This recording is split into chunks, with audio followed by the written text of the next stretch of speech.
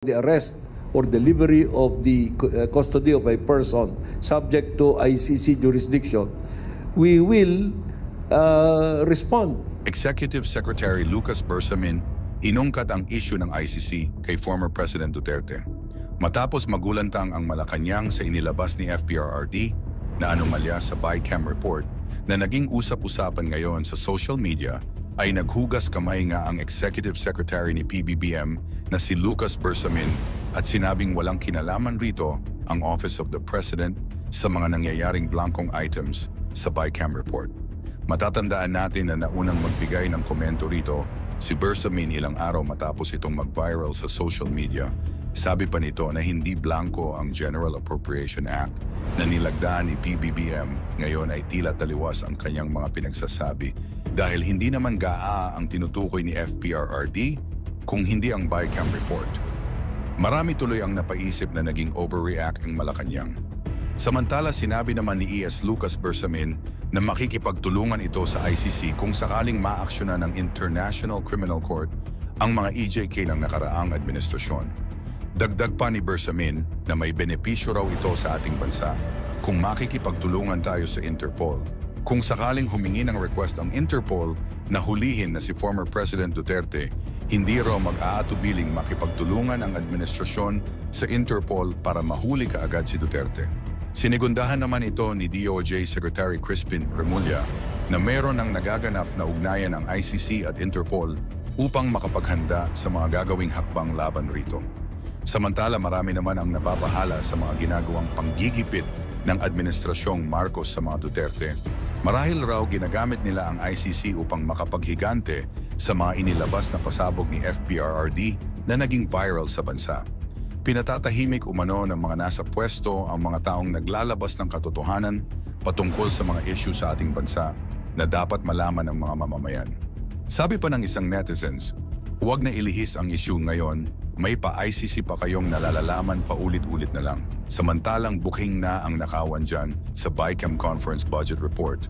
Panis na yan ICC, umay na makinig dyan. Focus na lang kayo sa BICAM Report, mas exciting pa pakinggan sino mga magnanakaw. Naghahanap ng kakampi si Bangag, wala ka na magawa BBM. Samantala ipinaliwanag naman ni Kongresista Sid Ungab ang mga nangyayari sa BICAM Report, ating panoorin ang kanyang panayam rito. Official reply yung Executive Department. Well, I think we made this clear already in our rejoinder at saka sinabi ko rin sa ilang interview that what we said here sa Basta Dabawenyo episode last week was yung sinabi namin, nakita namin sa Bicameral Conference Committee report na maraming pages na merong blank items and we discussed that lengthily kasi ito naman yung magiging basis sa pag-finalize ng enrolled bill sa General Appropriations Act. But siguro mas maganda siguro kung we start with describing the entire process of the preparation of the budget para maintindihan kasi naririnig nga yung mga listeners, na mga viewers na BICAM report, GAA. So, para lang maintindihan ng lahat kung ano talaga ang budget process, let us start with the budget preparation. Yung start talaga, nandito si Wendell, galing to sa DBM. So, alam na alam din ito yung procedure. Ang una talaga dyan, yung DBCC, Development Budget Coordinating Committee.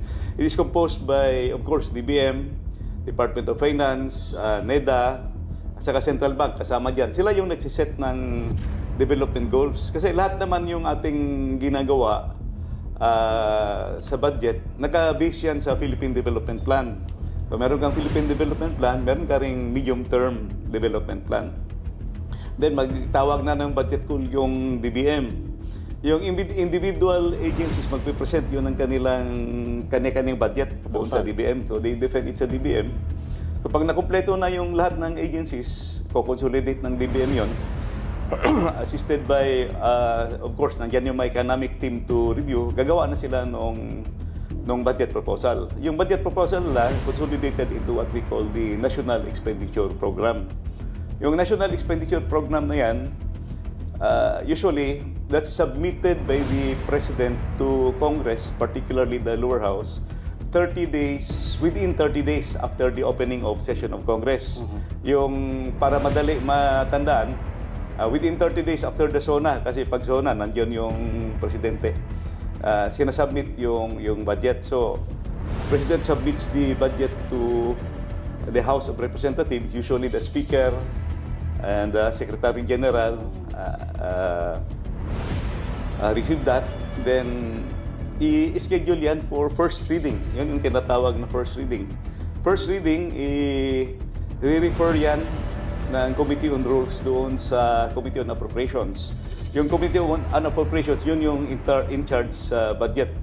That's the biggest membership sa House in terms of members sa Committee on Appropriations. And pagdating sa Committee on Appropriations, gagawa sila ng committee hearings. So, i-hearing yon yung different agencies. Walang tulugan yan. Maraming days and nights spent for that hearings. Then, after ma-defend ng different agencies yung kanilang budget, i-approve na yon ng Appropriations Committee.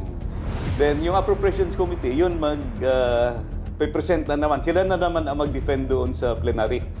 Yun yung tinatawag na second reading. Approve na sa second reading, after na magawa na yung tinatawag natin na final na gap, no? Final na, kasi yung gap pala, yung first reading, may gap na rin yun. Pero yung ma-approve mo sa with all the debates and with all the amendments, kasi second reading may amendments, gagawa ka na ng third reading copy. Yung third reading copy, yun yung i-approve for third reading in House of Representatives. So, pagkatapos ng third reading sa House of Representatives, dadalhin naman sa Senado yun. Pagdating sa Senado, ganun din ang procedure. May first reading, i-refer sa committee, sa Senado, Senate Committee on Finance sa kanila. Yung Senate Committee on Finance naman, yun naman yung maghihiring, no? So the same procedure as the House of Representatives, hearing ng different agencies, then i-present na naman nila sa plenary ng Senate. Then for third reading sa Senado, for third reading. So usually magkaiba yung version kung ano yung na-approve ng House at saka yung na-approve ng Senado. Hindi lang sa budget, karamihan kahit anong batas, usually magkaiba yung version. So most especially sa budget, kasi ang haba ng budget, ang daming figures, madaming agencies. Ginagawa nun, dahil hindi pareho yung resulta, gagawa ngayon ng both houses ng conference committee. Yung House contingent, i-compose yun, i-appoint ng speaker, pero babasahin yun sa plenary. I-compose yung House contingent, then yung Senate contingent sa Bicameral Conference Committee. Then uupo yung dalawang contingent. Yung House contingent at saka yung Senate contingent, sila yung tinatawag na bicameral kasi dalawa ng Senate at saka Bicameral Conference Committee. Yung Bicameral Conference Committee, kanilang i-reconcile yung mga diferensya ng Senate at saka House version. Pag na-reconcile na at natapos na sila, i-approve nila yon at pipirmahan nilang lahat. Okay. Pipirmahan nila yung BICAM report. Yung BICAM report naman, ibabalik yun sa plenary.